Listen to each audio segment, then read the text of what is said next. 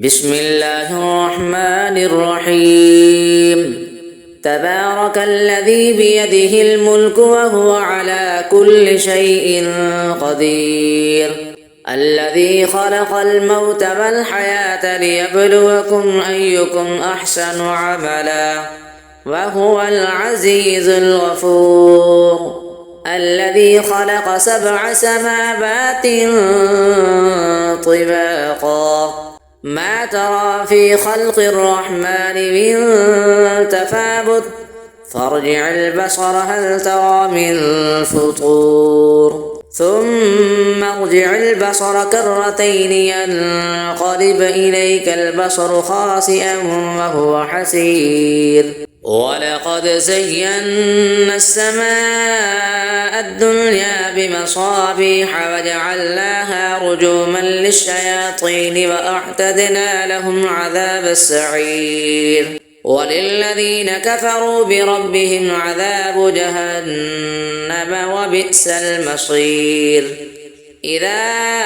ألقوا فيها سمعوا لها شهيقا وهي تفور تكاد تميز من الغيظ كلما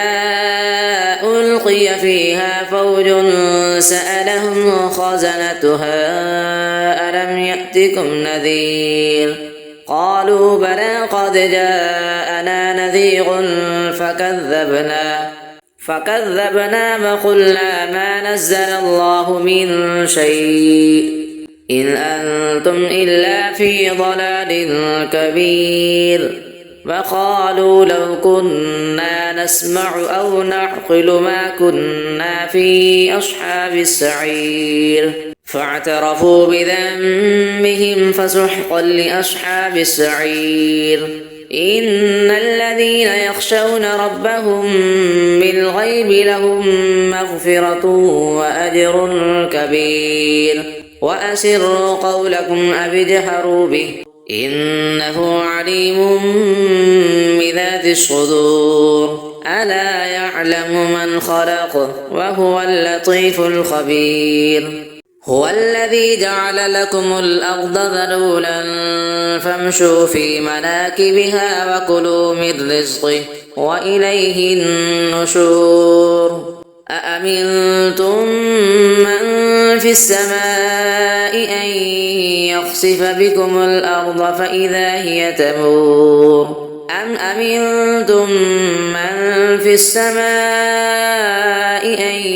يرسل عليكم حاصبا فستعلمون كيف نذير ولقد كذب الذين من قبلهم فكيف كان نكير أفلم يروا إلى الطير فوقهم صافات ويقبضن ما يمسكهن إلا الرحمن إنه بكل شيء بصير أمن هذا الذي هو جند لكم ينصركم من دون الرحمن إن الكافرون إلا في غرور أمن هذا الذي يرزقكم إن أمسك رزقه بل لجوا في عتب ونفور أفمن يمشي مكبا على وجهه أهدى أمن يمشي سويا على صراط مستقيم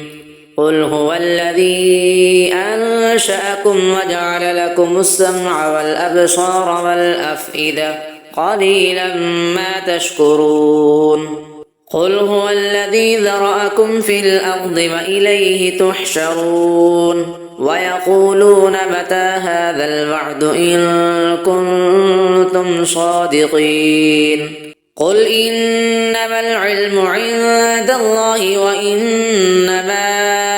أنا نذير مبين فلما رأوه زلفة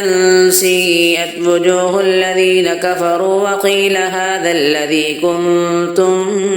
به تدعون قل أرأيتم إن أهلكني الله ومن معي أو رحمنا فمن يجير الكافرين من عذاب أليم